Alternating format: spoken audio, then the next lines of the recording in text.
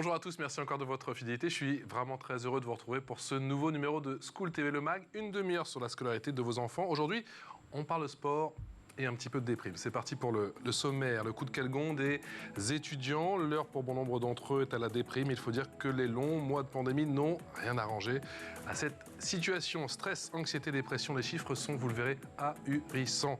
Comment rompre l'isolement? Comment combattre l'anxiété? Le sport est un outil puissant, très puissant même, tout le monde le sait, mais c'est vrai que quand il faut se motiver, n'est-ce pas Irina Capron? C'est un peu plus compliqué. Quel effet a-t-il sur la santé mentale, physique et intellectuelle? Vous le verrez dans un instant. Et puis comment gérer son stress, prévenir les dépressions? Fait-on assez en matière de prévention en France? On posera bien évidemment toutes ces questions à nos spécialistes. On est avec le docteur Magali Briane. Bonjour, merci d'avoir accepté notre invitation. Vous parlez depuis la banlieue lyonnaise, vous êtes psychiatre et membre du collège scientifique de la Fondation Ramsay Santé. Merci d'être avec nous. Merci également Bertrand Rebourg d'avoir accepté notre invitation, directeur du service des sports de la Cité internationale. Il y a combien d'étudiants à la Cité internationale?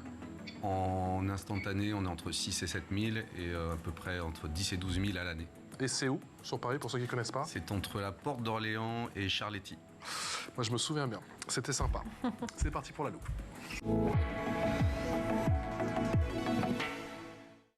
Salut Irina. Bonjour Patrice. On parle d'un sujet ô combien préoccupant, ô combien sérieux aujourd'hui. La santé mentale des étudiants est de plus en plus préoccupante.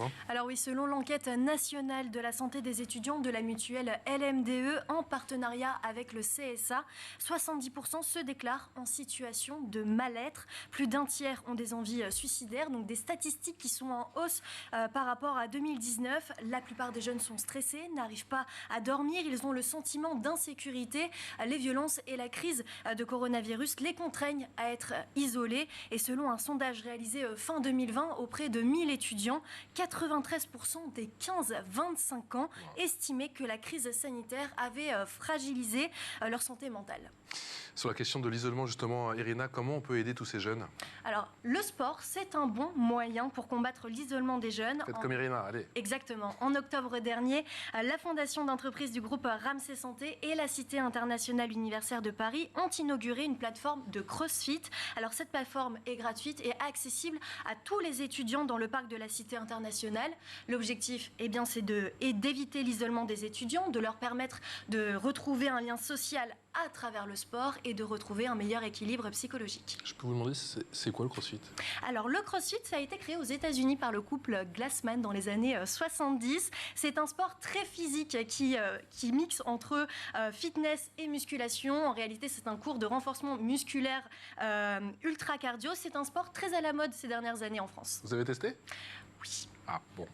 On ne saura pas, c'est compliqué, on ne saura partout. Et c'est quoi justement? Quels sont les bienfaits du CrossFit? Alors les bienfaits se font sentir en sortant dès la première séance. Le corps est plus léger et le mental est renforcé. Ça sent le vécu. Exactement. Cette discipline permet d'approfondir sa force musculaire, son agilité et la coordination de ses mouvements. Et il y a un côté ludique dans le CrossFit. Oui, une garantie à 0 ennui puisque les séances ne sont jamais les mêmes. Et il y a également un esprit de convivialité. Les crossfitters et les crossfitteuses veillent sur les plus novices, les aident, les encouragent et leur donnent des conseils. On va parler du CrossFit dans un instant, bien sûr, le CrossFit qui vient à la rescousse des étudiants. C'est parti pour l'expression orale. L'expression orale avec Bertrand Rebourg, qui, je vous le rappelle, est directeur du service des sports de la Cité internationale, et avec le docteur Magali Briane, qui est psychiatre et membre du collège scientifique de la Fondation Ramsay Santé. Docteur, Irina a égrené ces chiffres il y a quelques instants, 70% des étudiants qui se déclarent en situation de mal-être, plus d'un tiers qui déclarent avoir des envies suicidaires. Qu'est-ce qui vous inquiète le plus? Ce sont les chiffres bruts, je veux dire les pourcentages bruts, ou plutôt la tendance qui semble se dessiner depuis quelques années? Je pense que les deux sont inquiétants, les chiffres parlent d'eux-mêmes. La tendance, effectivement, là, avec la crise sanitaire qu'on a traversée, on a bien vu une dégradation de la santé mentale et des Français, globalement, et particulièrement des étudiants. Bertrand Rebourg, quels sont vos... Oui, je vous en prie, pardon. Allez-y. Non, je ne vous entendais pas. Les jeunes, de façon générale, ont été très fortement impactés par la crise sanitaire, mais les étudiants encore plus. Ils se retrouvent dans des situations académiques et d'isolement qui sont vraiment très, très difficiles pour eux. Donc effectivement, ce sont des chiffres qui doivent nous interpeller. Est-ce qu'on arrive à mesurer aujourd'hui, en novembre 2022, justement l'impact qu'a eu cette pandémie sur le stress, l'anxiété, la dépression des élèves, ou on n'a pas encore réussi à tout mesurer? Je pense qu'on n'a pas encore tout mesuré et ce qui est important d'entendre, je crois, c'est que non seulement cette dégradation a pu être mesurée pendant la crise sanitaire elle-même et pendant notamment les périodes de confinement, mais qu'aujourd'hui, les chiffres qu'on peut observer, les situations qu'on peut observer ne se sont pas améliorées alors que le cours de la vie a quand même repris de façon un petit peu plus habituelle. Bertrand Abour, quel est votre sentiment sur cette situation? Quels sont vos retours d'expérience sur le terrain? Vous discutez, j'imagine, avec bon nombre d'élèves. Est-ce qu'on peut dire, en revanche, que, si on peut dire un mal pour un bien, c'est peut-être pas bien choisi, effectivement, comme expression, mais que cette pandémie a permis de mettre au moins ce sujet sur la table? Oui, le sujet de la santé mentale des étudiants est un sujet qui a été dominant et prégnant suite à la crise sanitaire. Bon, ça a mis en avant ces problématiques, mais la santé mentale, notamment par le sport, était déjà une préoccupation préalablement, à la fois à la Cité internationale, mais également dans les universités. C'était une préoccupation, c'est devenu une priorité? C'est devenu une priorité et surtout les orientations se sont tournées vers le bien-être.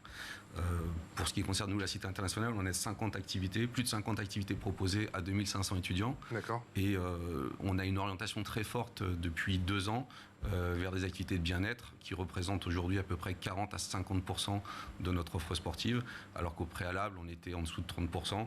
On était sur des activités un peu plus traditionnelles et on a développé donc de nouvelles activités, dont le CrossFit. On y vient dans un instant. Mais avant cela, docteur Magali-Briane, quelle est la différence entre le stress, l'anxiété et la dépression? Excusez-moi, je n'ai pas entendu votre question. Docteur, quelle est la différence entre le stress, l'anxiété et la dépression? Alors, le stress, c'est ce qu'on peut tous vivre au quotidien, mais qu'on arrive quelque part plus ou moins à réguler. Mais le stress n'est pas une maladie en tant que telle.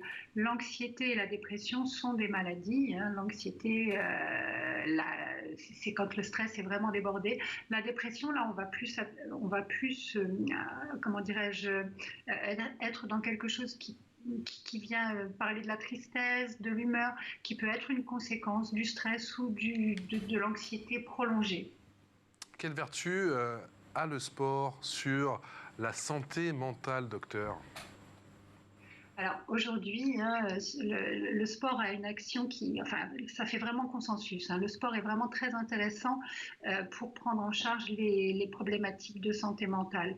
Il y a plusieurs études qui peuvent montrer les bénéfices du sport et notamment pour ce qui est de l'anxiété et de la dépression modérée, on peut avoir une action qui est superposable à celle des médicaments qu'on prescrit actuellement. C'est donc particulièrement intéressant. Ça agit à plusieurs niveaux. Il y a une action qui peut être chimique, enfin qui est chimique, puisqu'on sait aujourd'hui que l'activité physique va permettre d'augmenter les concentrations en certaines hormones, que sont l'ocytocine et les fameuses endorphines dont on entend beaucoup parler. L'activité physique va également augmenter les concentrations en sérotonine, en dopamine, en GABA, et qui sont des neurotransmetteurs qui sont en lien avec l'humeur et l'anxiété. Donc il y a cette dimension biologique où le sport va avoir une certaine efficacité et derrière ça, il y a aussi une dimension peut-être plus psychologique, plus ciblée sur l'état d'esprit de la personne, avec notamment peut-être une meilleure confiance en soi.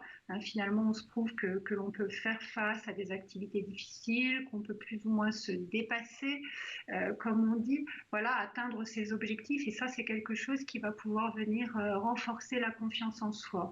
Il y a aussi un élément qu'il faut prendre en compte, c'est aussi toute cette dimension avec les liens sociaux, faire du sport, notamment dans une salle de sport ou des sports collectifs, c'est quelque chose qui va venir renforcer, créer, voire renforcer les liens sociaux que les personnes peuvent entretenir.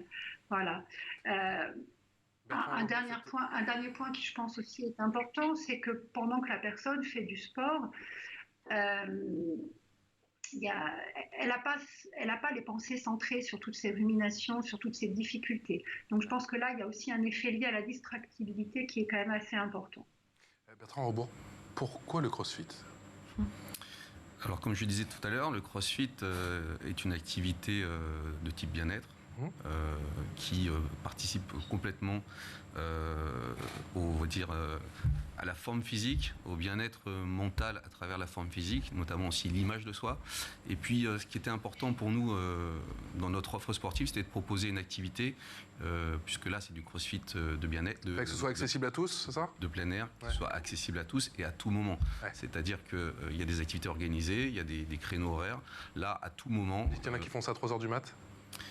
Possiblement. C'est possible. Possiblement, oui. Il faut savoir qu'à la Cité internationale, il y a des pics de connexion Internet en pleine nuit, vers 1h, 2h du matin. Donc ils travaillent beaucoup. Ils travaillent beaucoup, ils sont connectés et effectivement, potentiellement, ils pourraient aller se détendre à 3h du matin sur la plateforme de CrossFit. Donc voilà, c'était surtout proposer une activité qui soit de type sport volontaire. Et accessible à tous et à tout moment. Alors c'est accessible à tous et à tout moment et c'est gratuit, c'est bien de le préciser effectivement, mais il faut quand même des formations pour se mettre au CrossFit. J'ai fait 1 ou 2 cours, je me suis arrêté, c'est quand même très très physique, c'est très cardio.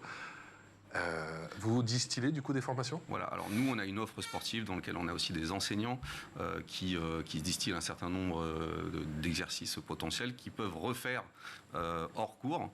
Et on a également, et c'est important, donc nous on s'est associé à la société Airfit pour créer la plateforme. Et associé à cette création, donc il y a une application que les étudiants téléchargent sur leur smartphone et qui leur permet donc d'avoir tous les exercices adaptés à la plateforme de la Cité internationale. Puisque l'application détecte la plateforme selon l'endroit où elle se situe et donc propose des exercices adaptés. Il y a des exercices, il y a aussi un système de scoring ou pas du tout pour entamer une compétition entre les différents étudiants ou pas forcément ? Alors, je vous donne une idée peut-être. Pas à ma connaissance via l'application, mais effectivement, potentiellement, ça pourrait être quelque chose d'intéressant. Après, nous, on a ponctuellement des animations, notamment le dimanche matin, qui vont se faire sur la plateforme et qui seront proposées à tous les étudiants de la Cité internationale et qui pourront aussi servir de tutoriel pour se servir et optimiser les possibilités de la plateforme. Il y a l'aspect physique, bien entendu, mais comme le docteur le disait, il y a également le lien social qui est mis en évidence avec la pratique du CrossFit, parce qu'effectivement, il y a toujours une ambiance assez particulière. Alors, voilà, le CrossFit, c'est pas une activité de sport collectif, mais par contre, c'est une activité de rencontre, d'échange. Effectivement, et puis alors, c'est intergénérationnel, c'est tout public. Donc, nous, il y a les résidents de la Cité internationale, mais il y a également le public parisien, local, qui vient faire son sport dans le parc de la Cité, qui est un merveilleux site d'entraînement pour du jogging, notamment. Et donc tout ce petit monde se rencontre. On a également des enfants qui sont là. Même, on voit des petits de 8-9 ans être attirés, happés par la plateforme. Et tout ce petit monde se rencontre. Moi, j'ai vu aussi des personnes âgées, le matin notamment, qui viennent, et elles marchent, elles font les marches nordiques qui est très à la mode actuellement, et elles s'arrêtent avec leur bâton, et elles se posent, et elles font leurs quelques tractions, tout à fait, sur la plateforme. Et ça crée l'échange, ça crée aussi un sentiment de sécurité dans le parc, puisque il y a du monde, et puis les gens se rencontrent et se parlent. On peut préciser effectivement, pour ceux qui ne connaissent pas le CrossFit, que c'est vrai, c'est un ensemble de mouvements, somme toute, assez basiques. Alors c'est vrai, sur le papier, quand tu les regardes faire, tu te dis, ça va, c'est facile. Et puis au bout de la 10e, 12e, 15e, 20e répétition, ça commence à se compliquer. Alors oui, tous les exercices ne sont pas forcément adaptés à tous les publics. Je pense notamment à la barre de traction chez nous, qui est à 2,30 m de hauteur. C'est sûr que tout le monde n'y va pas. C'est pour Irina, ça. Voilà. Si ça va aller. Et puis après, il y a un certain nombre d'exercices avec des noms un peu barbares et c'est pas en français, donc les burpees, les dips, etc. C'est quoi un burpees ? Voilà.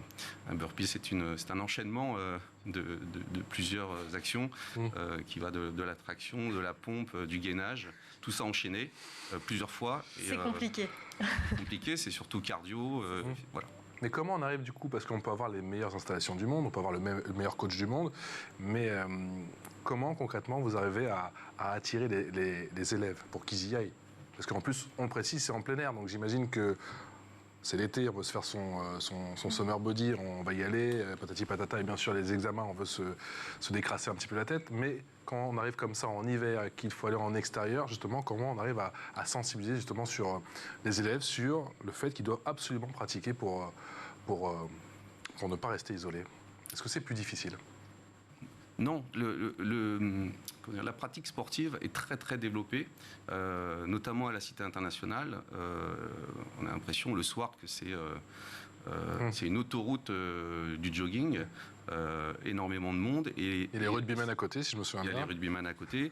Il faut du bruit aussi. Il y a donc 40 maisons, il y a 6-7 000 étudiants présents, et c'est l'ensemble du parc, ça représente un petit peu c'est leur maison, et donc ils sont tout le temps en interaction les uns avec les autres, et ils passent à côté de la plateforme. Et la plateforme, elle est particulièrement attractive. Quand on y passe, même si on n'est pas parti pour faire du crossfit, on va s'y arrêter. Et ensuite, c'est le bouche à oreille, l'échange d'expériences qui fait que on amène d'autres personnes sur la plateforme. Après, attention, nous, on est sur un premier projet mécéné donc, par Ramsay Santé. Oui. Et on aspire à développer la plateforme. Aujourd'hui, on a une plateforme qui peut accueillir jusqu'à 12 personnes maximum. On espère développer d'autres plateformes, soit juste à côté, soit d'autre part dans le parc, pour que le maximum d'étudiants puissent pratiquer en même temps. Docteur Magali Briand, pourquoi c'est un leitmotiv? Pourquoi c'est aussi important pour Ramsay Santé justement d'investir dans ce type d'infrastructure? Parce que Ramsay Santé, depuis de nombreuses années maintenant, a une démarche de prévention. Voilà, et que, comme on le disait, le sport, c'est quand même un moyen très simple d'améliorer et d'aider les jeunes pour ce qui concerne leur santé mentale. C'est quelque chose qui est très facilement accessible. Et puis, c'est quelque chose, il me semble qu'on n'en a pas parlé, mais où la personne voit très, très rapidement le bénéfice. Donc, on va rentrer vraiment dans un cercle vertueux, et je crois que Ramsay Santé fait le choix d'aider les jeunes, donc déjà dans l'instant présent, mais aussi à développer cette culture de l'activité physique, parce qu'on se rend compte que tout au cours de la vie, c'est quelque chose qui va être important. Bertrand Rebourg, c'est très intéressant, effectivement, ce que nous dit le docteur, c'est qu'avec le CrossFit, on peut rapidement progresser. Oui, très rapidement. C'est d'abord un renforcement généralisé musculaire. Ce sont des mouvements aussi très simples pour certains, je pense aux abdominaux notamment. Et tout ça renforce la personne, donc se renforce physiquement et aussi en termes d'image de soi. On sent que le corps évolue dans le bon sens. On lutte contre l'obésité, donc il faut faire du cardio. On renforce le corps également par rapport à tous les problèmes d'articulation, etc. Et donc, effectivement, les progrès sont très rapides. On suit très rapidement, et surtout, l'échange avec les autres étudiants sur la plateforme permet d'avoir une variété et surtout de s'encourager, de se motiver. Le plus dur pour faire du sport, c'est d'y aller, c'est la motivation. se motiver et de continuer. Voilà. Docteur, effectivement, ça empêche de déprimer quand on fait du sport. Ce qui est aussi très intéressant, c'est qu'on augmente ses capacités cognitives, ses capacités intellectuelles en faisant du sport. Tout à fait, on augmente ses capacités cognitives, ses capacités de concentration, parce qu'en fait, le sport va permettre de mieux oxygéner le cerveau, et donc tout ça va permettre de développer certaines connexions neuronales et de favoriser l'attention. Donc c'est une pierre deux coups, c'est plus facile de se concentrer pour travailler derrière. Docteur, ce qui est important, c'est l'intensité des séances ou c'est la régularité dans le temps? Les deux, je pense. Alors, les deux. Il n'y a pas besoin de séances très très intensives. Il faut quand même ni très très longues. Ça, c'est important à préciser. Je crois qu'à partir de 20 minutes, 20 à 30 minutes quotidiennes ou régulières en tout cas, on voit très rapidement des bénéfices. Après, voilà, il faut venir mobiliser quand même une certaine masse musculaire, donc il faut des choses qui vont mobiliser l'ensemble du corps, peut-être comme la natation, la course à pied, le crossfit, voilà. Mais on voit très rapidement effectivement l'amélioration, donc Bertrand Rebourg parlait de l'amélioration sur l'image corporelle, mais aussi l'amélioration au niveau du bien-être. C'est quelque chose qui est très rapide et donc qui vient renforcer la motivation de l'étudiant ou de la personne, hein, parce que ça fonctionne à tous les âges, qui vient renforcer la motivation à poursuivre. On voit aussi un effet quand même assez rapide sur l'amélioration du sommeil aussi, hein, la rapidité de l'endormissement. Donc beaucoup de choses qui finalement, une fois que l'étudiant a commencé à initier sa pratique, qui vont venir renforcer son appétence et l'envie qu'il a de continuer l'activité sportive. Bertrand, il faut combien de temps avant que... Oui, docteur, pardon. Oui, j'allais dire ce que je trouve très très important dans cette plateforme de CrossFit, et c'est ce que M. Rebourg soulignait, c'est la facilité d'accès. Dans l'activité sportive, ce qui peut être très compliqué, c'est quand c'est à une heure contraignante, quand il faut prendre les transports en commun, quand c'est compliqué en fait. Là, l'avantage, c'est que c'est très facile d'accès et pratiquement à toute heure. Donc ça, je trouve que c'est un concept assez intéressant pour favoriser le fait que les jeunes se tournent vers l'activité physique. Bertrand Rebourg, même question. Le plus important, c'est l'intensité ou la régularité ? Pour moi, c'est séances brèves, intenses et régulières. C'est le résumé, effectivement. C'est combien de temps, une séance brève ? 20 minutes. 20 minutes. Oui. En 20 minutes, on peut se vider, on peut se dépouiller. Entre 20 et 30 minutes, ça reste bref et si possible intensif, puisque l'intensité fait partie de